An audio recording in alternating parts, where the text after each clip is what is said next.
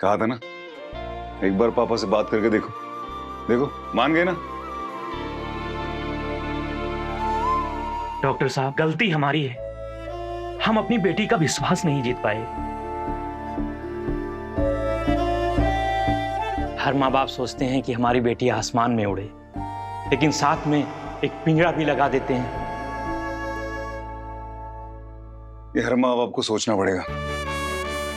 College में अपने subject चुन लो, इसको इंडिपेंडेंस नहीं कहते। जिंदगी में सही फैसला लेने की जिम्मेदारी देना, उसे कहते हैं असली इंडिपेंडेंस।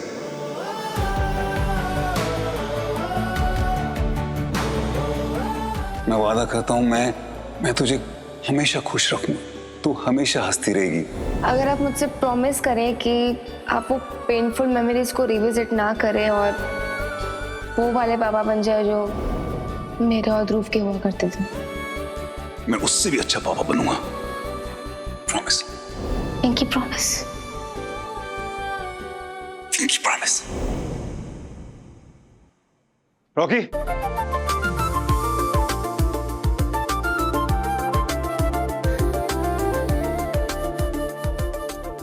तू हमारे गुजराती रीति रिवाज समझ पाएगा ने?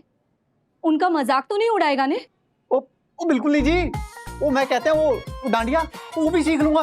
वो क्या कहते हैं जी, वो फाफड़ा ढोकला वो भी खाना सीख लूंगा। हमारी बेटी को खुश रखेगा ने? वो खुश, वो बहुत खुश जी। वो इतना खुश, मैं उसका नाम का टैटू अपने दिल चिकराए में दिखा। अरे नहीं, प्लीज। कोई गल नहीं जी, कोई गल नहीं।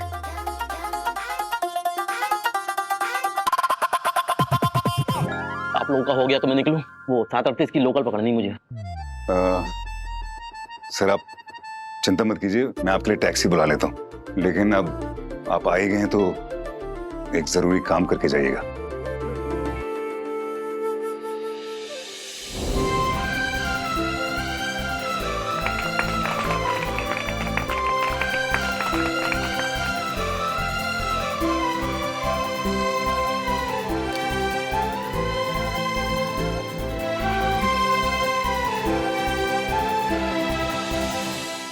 भाई तुसी मेरी शुरू से इतनी मदद की है, मैं क्या ये आखिरी बार मेरा बड़ा बड़ा बन के ये भी कर दो।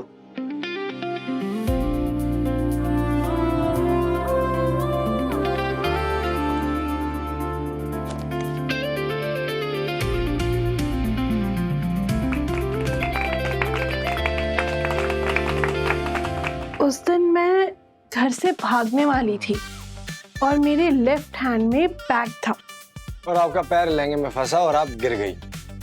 और लेफ्ट हैंड से आप इसलिए नहीं खुद को बचा पाए क्योंकि लेफ्ट हैंड में ही बैग था। और ये वाली कहानी सच है।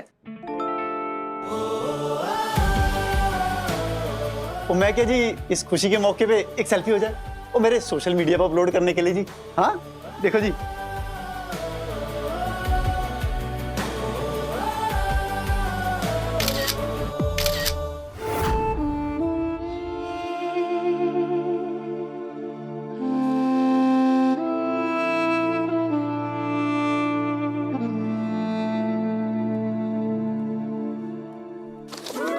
वाह नन्या, मुझे नहीं पता था कि दादी की डांट का तुम पे इतना असर पड़ेगा कि तुम मुझे खुद कॉल करके बोलोगी चेतन तुम आ जाओ। लो मैं आ गया। अगर पहले पता होता तो मैं पहले ही तुम्हें डांट खिलवाता उनसे। चलो कोई नहीं, सही कहती हैं दादी, देर आए पर दुरुस्त आए। क्या बात है। चेतन, तुम एक अच्छे लड़के हो। तो at least this is what I think. But मैं अभी शादी करने के लिए रेडी नहीं हूं। I just want to focus on my career right now. वाह, कम ऑन यार अन्नू, तुम फिर चालू गई इन सब चीजों को लेके। जब दादी ने तुम्हें बोला है कि शादी के बाद तुम अपने करियर पे ध्यान दे सकती हो तो क्या दिक्कत आ रही है? और मैं भी इतना ब्रॉड माइंडेड हूँ यार, मैं ऐसा नहीं हूँ घर पे बिठा के रखूंगा। मैं भी तुम्हें परमिशन दे रहा हूँ, चिल लो। आपका जो बेटा है ना, ये अपनी पत्नी को कंट्रोल करना चाहता है। बच्चा कब करेगी, क्या करेगी, घर पे करेगी या नहीं करेगी, क्या होने वाला है, बैठेगी खड़ी होगी, ये सब करना चाहता है। परमिशन। तुम सुन भी रहे हो? तुम क्या बोल रहे हो? चेतन, पति पत्नी के बीच ना अगर परमिशन जैसा वर्ड हो, वही सबसे बड़ी प्रॉब्लम है। और मैं जब भी शादी करना चाहूंगी ना, मैं एक ऐसे इंसान से करना चाहूंगी जो मुझे इक्वली ट्रीट करे। मतलब इक्वली तो ट्रीट कर रहे हैं ना हम दोनों। नहीं चेतन, तुम्हें तो नहीं मांगनी पड़ती मेरे फैमिली से या मुझसे परमिशन जॉब करने से पहले। मुझे तो हर छोटे डिसीजन के लिए तुमसे या तुम्हारी दादी से पूछना पड़ता है, जहाँ पे कोई डिस्कशन तो होता ही नहीं है, बस एक हुक्म दे दिया जाता है। हम बिल्कुल इक्वल नहीं है चेतन।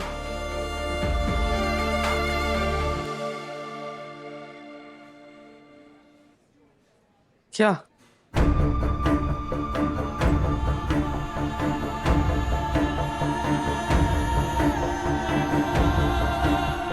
अरे प्लीज डोंट डू दिस।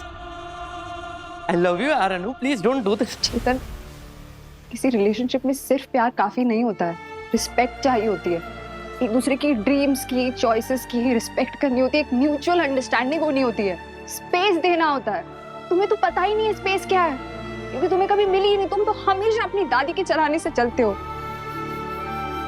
चेतन, तुम खुद तो अपने लिए कभी स्टैंड ले ही नहीं पाए, तुम अपनी दादी के सामने मेरे लिए क्या स्टैंड लोगे?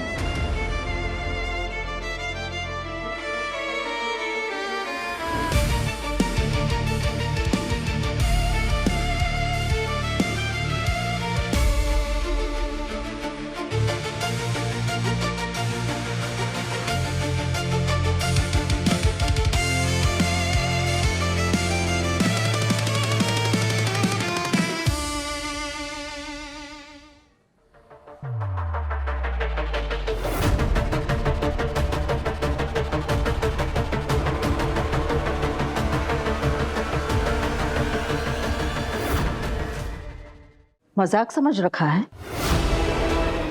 सगाई नहीं तोड़ी तुमने, चेतन का दिल तोड़ा है। हिम्मत कैसी हुई तुम्हारी?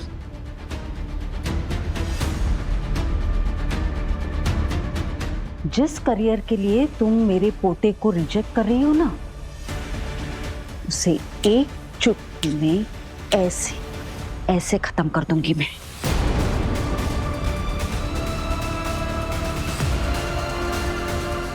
उसे क्या देख रही हूं? उसके जिंदगी से तो निकल गई ना तुम। अब देखना मैं तुम्हें इस हॉस्पिटल से कैसे निकाल देती हूँ।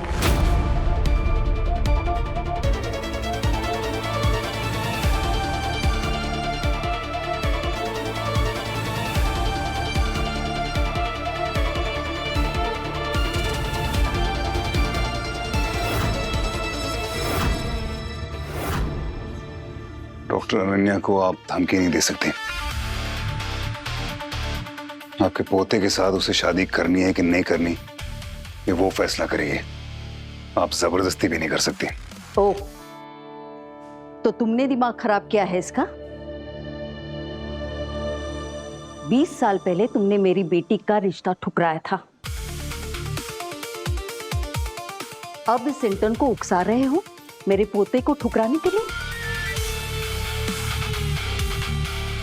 तुम मेरे घर के मामलों से दूर नहीं रह सकते? घर का मामला है तो घर में जाके सुलझाइए इसे। यहाँ हॉस्पिटल में सबके सामने उसे धमकी देने की कोशिश मत कीजिए।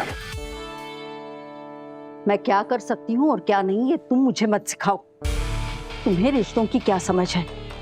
तुमने तो अपने पापा, अपनी पत्नी, अपनी बेटी से, सबसे रिश्ते खराब करके रखे हैं। तभी तो तुम्हारी पत्नी दूसरी शादी कर रही है। Doctor Devyani,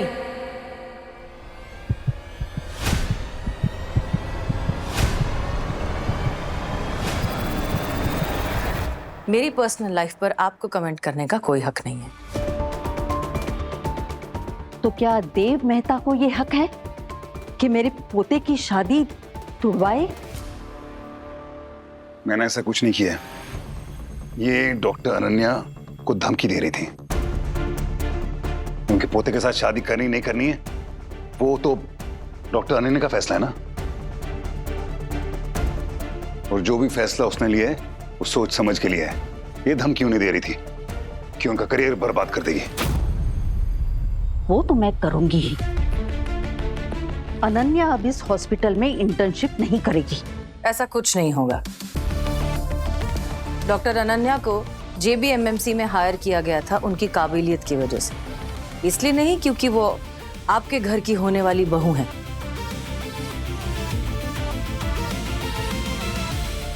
as a doctor and as a CEO इस हॉस्पिटल को डॉक्टर अनन्या से कोई शिकायत नहीं, वो कहीं नहीं जाएंगे।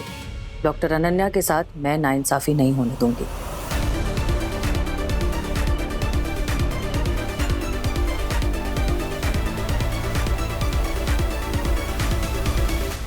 दादी, I am feeling very low. Let's go ना।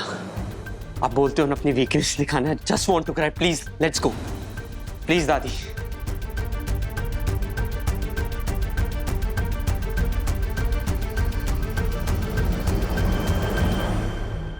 डिप्लोमेसी नहीं सीखी ना अब तक तुमने?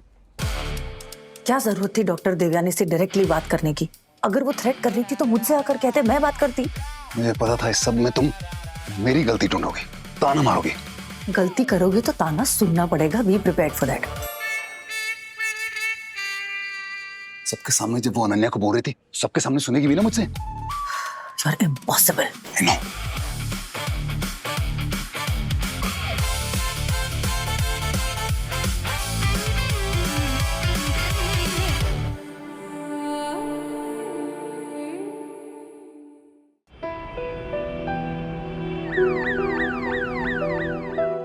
कल डॉक्टर देवयानी का कॉल आया था, बहुत अपसेट लग रही थी।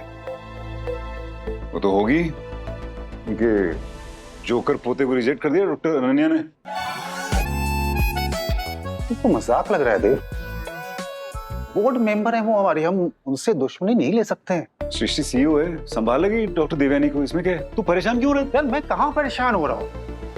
एक तो वैसे ही इंक्वायरी चल रही है हमारे ऊपर, और ऊपर से वो रोज ना एक एक एक एडवेंचर करने चले आते हो। सोच के आते हो आज कुछ तूफानी करते हैं, सोचते हो, आते हो, करते हो, चले जाते। क्या मिलता क्या है इससे देव तुमको? 140/110। क्या? अगर अभी तुम्हारा BP चेक किया जाए तो इतना ही होगा। अरे रिलैक्स करो यार, वो दुनिया की पहली दादी थोड़ी है जिसके पोते का रिश्ता रिजेक्ट हुआ।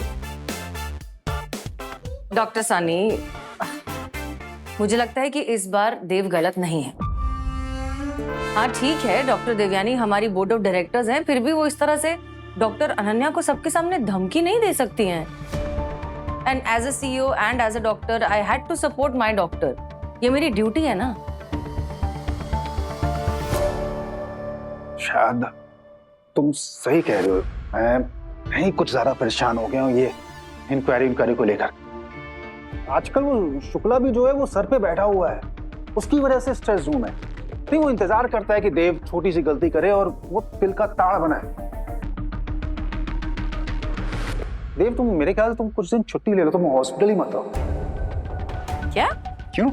अच्छा है ना कि देव हॉस्पिटल में शुक्ला के सामने नहीं रहेगा तो सब मामला बहुत जल्दी ठंडा हो जाएगा, सब कुछ भूल जाएंगे, सब सॉर्ट हो जाएगा। एंड तुमने वो एग्जाम, मेडिकल का जो एग्जाम जिसका फॉर्म उसे साइन करवाया था, उसकी भी तो तैयारी करनी है, उसका एग्जाम आने वाला है। सनी, मैं ना खुद को मेडिकल अपग्रेडेशन प्रोग्राम में एनरोल करना चाहता हूँ, क्योंकि तू हेड ऑफ मेडिसिन है तो तेरे साइन बहुत जरूरी। प्लीज। तो क्या है ना यार देव कि हम नहीं चाहते हैं कि तुम हमेशा इंटर्न के इंटर्न बने रहो। हमें भी हमारा वो डॉक्टर देव पुराना वाला वो वापस चाहिए। इस हॉस्पिटल को डॉक्टर देव की जरूरत है। Dev, I think this is not a bad idea. तुम कुछ दिन एग्जाम की तैयारी करो, तब तक सिचुएशन यहाँ नॉर्मल हो जाएगी, फिर वापस आ जाना। लेकिन कुछ नहीं, कल से लेकर के एग्जाम तक तुम हॉस्पिटल नहीं आओगे, तुम्हारी छुट्टी। देव मस्त तैयारी करो, एग्जाम निकालो यार, अपना पुराना करियर चाहिए ना वापस। चाहिए ना? ठीक है, कल से हॉस्पिटल नहीं आऊंगा।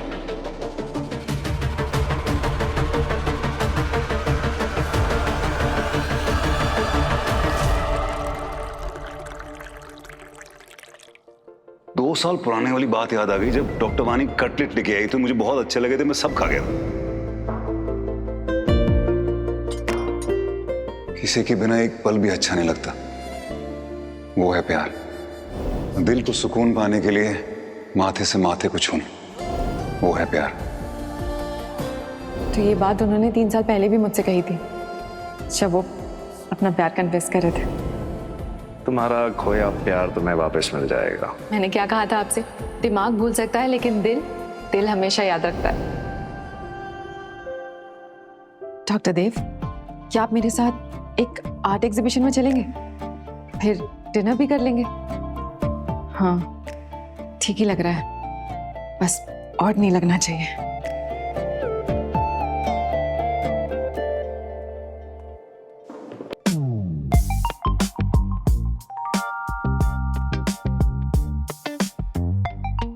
Good morning. What is good about the morning, Dr. Vani? क्या?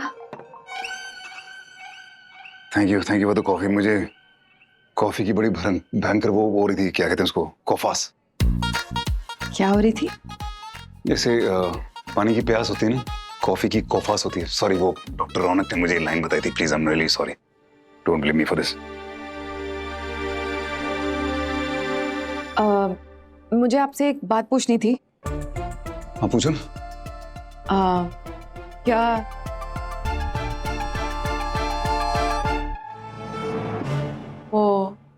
क्या मैं आपके साथ आर्ट डिनर करेंगे? एग्जीबिशन देख लेंगे? हाँ? मेरा मतलब, आप डिनर में आर्ट खाएंगे? नहीं, मतलब आप एग्जीबिशन खाने में एग्जीबिशन आर्टिस्ट को खिलाना। डॉक्टर वानी, तुम कुछ गलत बोल रहे हो ना, क्योंकि मुझे सही सुनाई नहीं दे रहा। मुझसे हो रहा प्रॉब्लम कि तुम गलत बोल रहे हो। कौन भाई, क्या बोल रहे हो? डॉक्टर वानी, ट्राई करते रहो, कुछ मतलब बन जाएगा शायद। अरे डॉक, कल तो आपने लहसुन के छिलके उतार दिए भाई, मजा ही आ गया। क्यों? लहसुन के छिलके? हाँ, हमारा मतलब है कि फुग्गे पंचर कर दिया आपने, फुग्गे पंचर कर दिए, हवा निकल गई सारी। क्या? नहीं समझा? हमारा मतलब है कि ठटरी बांध दी भैया, ठटरी बांध दी आपने। कल पूरा माहौल जमीन पे आके गिर पड़ा। डॉक्टर उदितांशु, किसी को कुछ समझ नहीं आया। नहीं, मतलब क्या है सबका? आप लोगों को कभी मतलब ही नहीं समझ में आता है। देखिए, हमारा मतलब है कि मैं बताती हूँ उदितांशु, मैं बताती हूँ।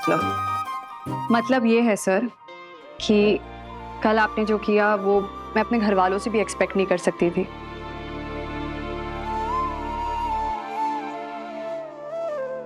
Thank you so much sir for standing up for me. आप अगर नहीं आते वहाँ तो डॉक्टर दिव्यानी मुझे बुली करके फिर कन्विंस कर लेती उस शादी के लिए, और मैं अपना मन बदल भी लेती। आप और डॉक्टर सृष्टि दीवार बनकर खड़े रहे, इसीलिए मुझ में भी कॉन्फिडेंस आ गया। और सर, एक बात बोलूं, जिया बहुत लकी है to have a dad like you. आप उसे कभी कुछ नहीं होने दोगे।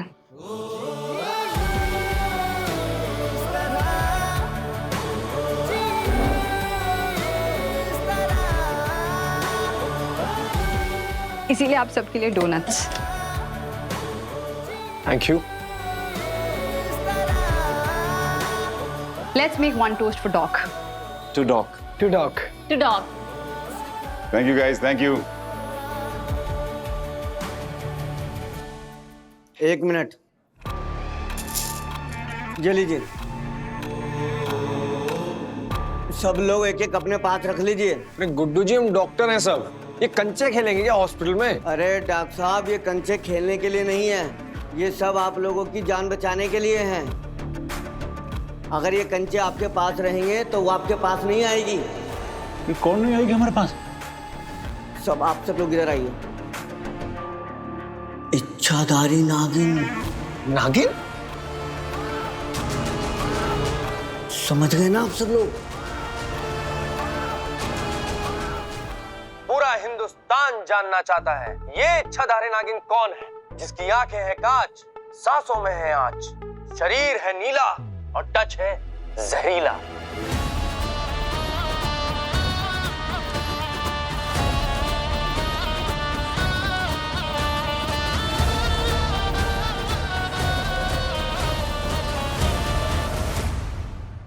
वो इच्छाधारी नागिन 333 साल और 333 सीट के बाद जागी है।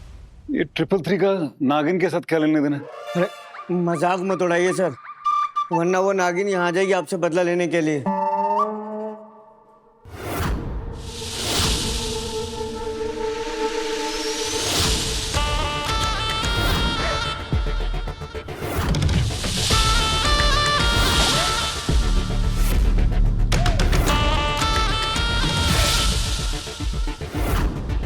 अगर वो बदला लेने आई है तो इसका मतलब उसके साथ कोई अत्याचार हुआ है।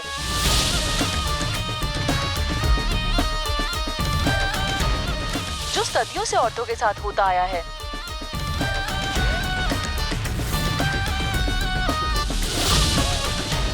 हम औरतों को उस नागिन का साथ देना चाहिए।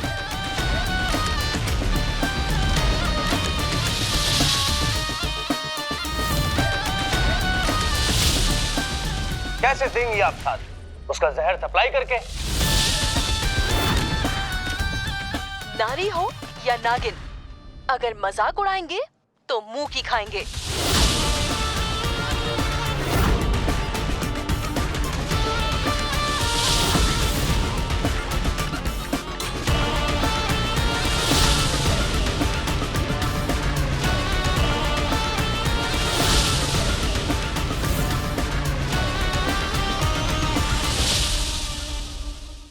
यादें रुसवा हुई, धुंधली सिसकी हुई,